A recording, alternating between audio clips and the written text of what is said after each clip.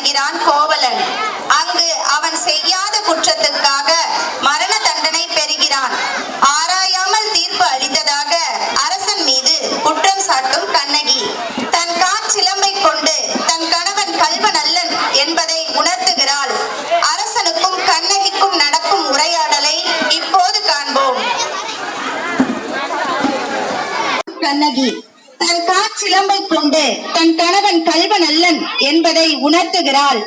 அரசனுக்கும் கண்ணகிக்கும் நடக்கும் உரையாடலை இப்போது காண்போம். அரசே அரசே, நம் அரண்மனை வாயிலின் முன் அழுத கண்களோடு தலைவிரி கோலத்துடன் ஒரு பெண் வந்து நிற்கிறாள். அப்படியா? அந்த பெண்ணிற்கு என்ன துயரமோ கேட்டாயா? கேட்டேன் மன்னவா. அதை பற்றி உங்களிடம் தான் கூற வேண்டும் என்று சொல்கிறார். அவள் உங்களிடம் நீதி கேட்டு வந்திருப்பதாக கூறுகிறாள். நீதி கேட்டு வந்திருப்பதாக கூறினாளா? அப்படி என்றால் உள்ளே அப்படியே ஆகட்டும் மன்னா. ஆன்றோர்களும் சான்றோர்களும் நிறைந்திருக்கும் அவையிலே நடுநாயகமாய் மன்னர் வீற்றிருக்க அரசவைக்குள் நுழைகிறாள் கண்ணகி. இளங்கொடி போன்ற பெண்ணே, அழுத கண்களுடன் எம்மை காண வந்த காரணம் என்ன?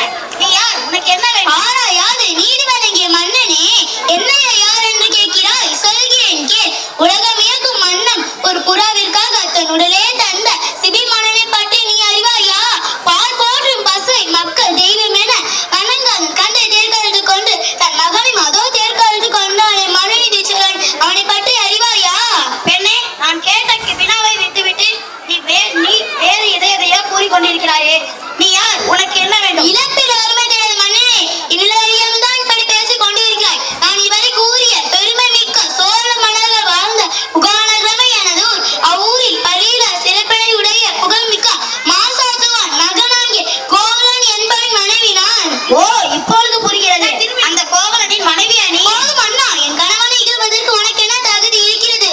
ஊரினை பயனார் ஊருக்கு வந்து என் கால் சிலுவை இருக்க வந்த என் கணவனை அநியாயமாக கொண்டு விட்டாயே, நீ செய்தது தகுமா? பெண்ணே, போதும் நிறுத்து. கல்வனை கொள்வது அத்து ஏற்புடையது.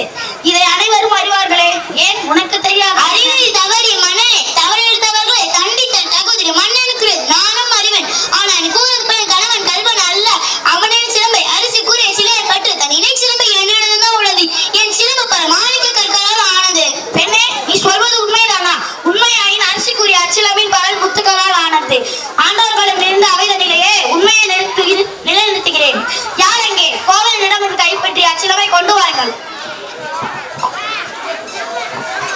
பெண்ணே, இதோ உன் கணவனிடம் கைப்பற்றிய அச்சிலம்பு.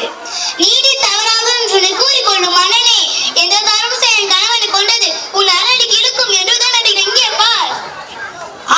தவறிழைத்து விட்டேனே. பிறர் சொல் கேட்டு பெரும்பிழை செய்தேனே. யானோ அரசன், யானோ கல்வன். இதுவரை என் குலத்தில் எவரும் செய்யாத பழி சொல்லுக்கு ஆளாகிவிட்டேனே. இனிமேலே நான் உயிரோடு இழுத்தல் தகுமா? இனி எனக்கு வெண்கொன்ற கொடை எதற்கு? செங்கோல் தான் எதற்கு? எனது வாழ்நாள் இன்றோடு முடிய. இதோ முடிவு.